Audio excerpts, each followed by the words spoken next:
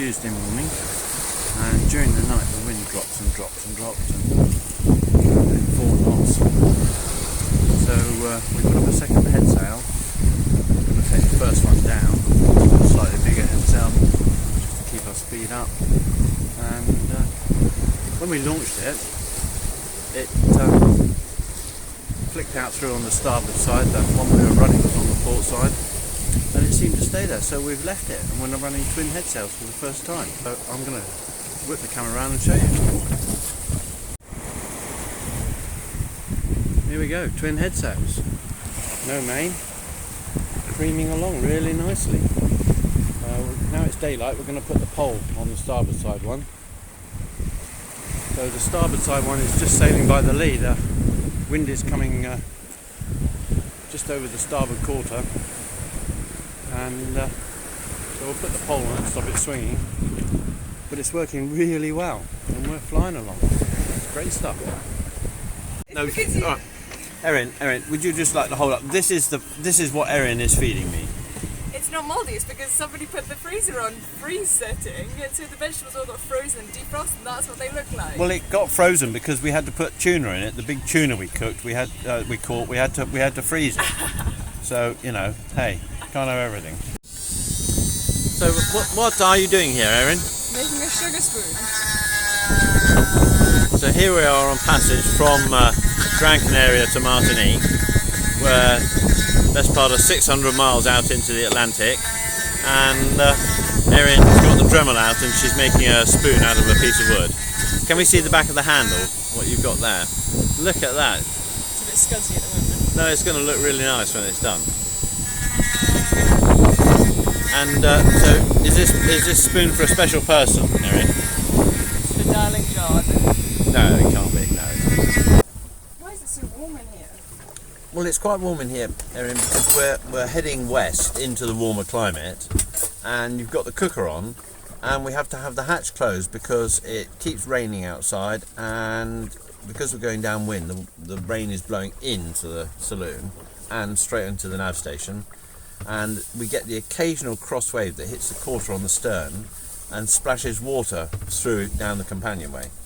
So Erin is busy here cooking. She's making potato cakes. It's quite industrious. As you can see, we eat properly on passage, properly cooked meals. We have 5 meals a day. Excellent.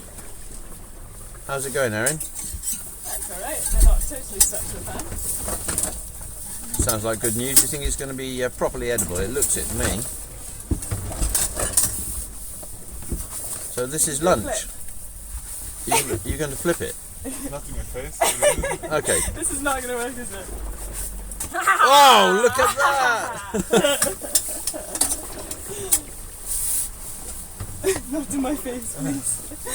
Brilliant.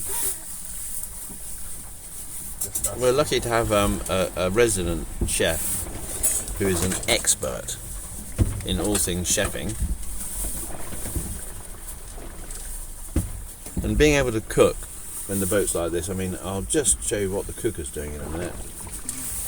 I mean, the cooker is rocking in both directions violently. We're rolling along.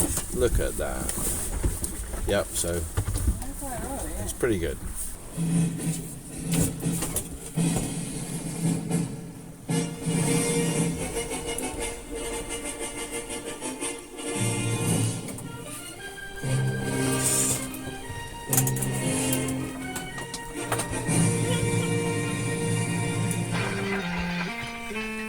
Happy birthday to you. Happy birthday, dear Erin. Happy birthday to you. Ka-ching. Okay. Postman Pat has been, and he's brought your birthday cards. Sit up a bit, so we can see you.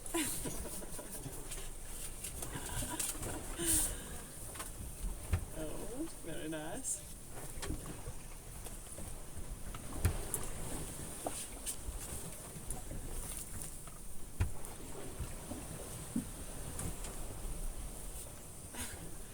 What does Joffio mean?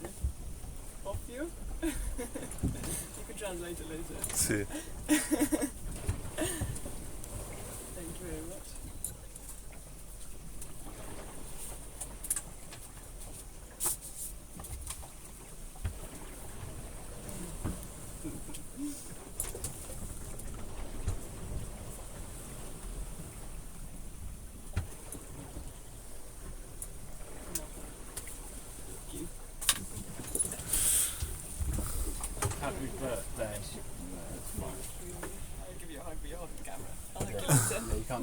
man is doing the important job. Okay, so that's phase 1. We'll do breakfast now, and we're going to do phase 2 after breakfast. I'm excited. We have a treasure. How will I find anything in a space this big? Well, it's down to you. Erin is looking for her birthday presents. We've given her a treasure hunt. And yeah, you're quite hot there, Erin, but you've got the wrong tactic. But you're very hot, but you have totally the wrong tactic. You've just burnt your hand, but you have the wrong tactic. I've still got an apple in my Well, hand. put your apple down. So her apple was her first present. She's now looking for present number 2. So this is present number 2. Very exciting. For watch voucher. So would you like to look this way and tell us what it says, please, Erin? It says half a watch voucher, redeem with Nico at any time. Okay. Who made this present? Was it you offering Nico or Nico offering himself up? No, I told Nicky he had to do it because right. Okay, so there is something else to go with that one. So, but we'll come to that later. Okay, so how many is that? 1, 2, 3, 4. Yeah. So your final clue. You might find the final present in the coldest place on the boat. Fridge. I don't know where you're going. Miss it. Oh, the sea's really warm in the most places.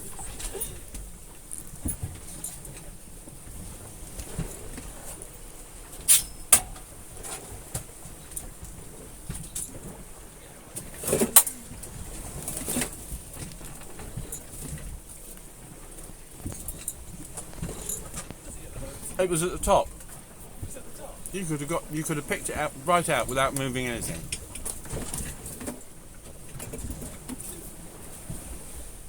Get me a block of cheese. No. It's a non-food stuff.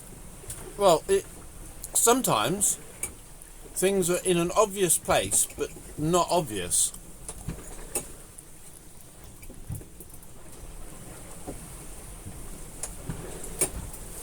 It may be in disguise. In fact, this. There's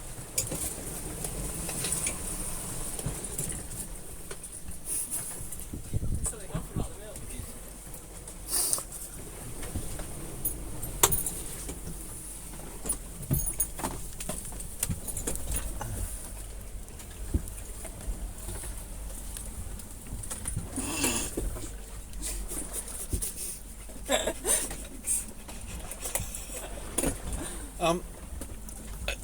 Whoa! It got in there. Yeah. And you can poke it through the small thing. It has to find its way out of that No, small no. thing. There's no way it's coming out of that hole. So I have to cut it open. No, you don't. I mean, it didn't go in through that hole.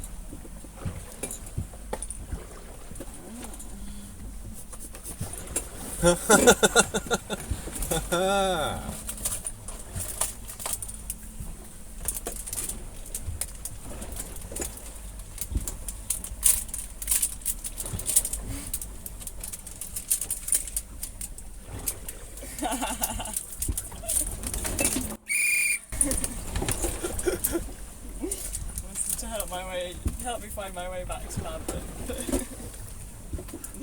Subtle messaging.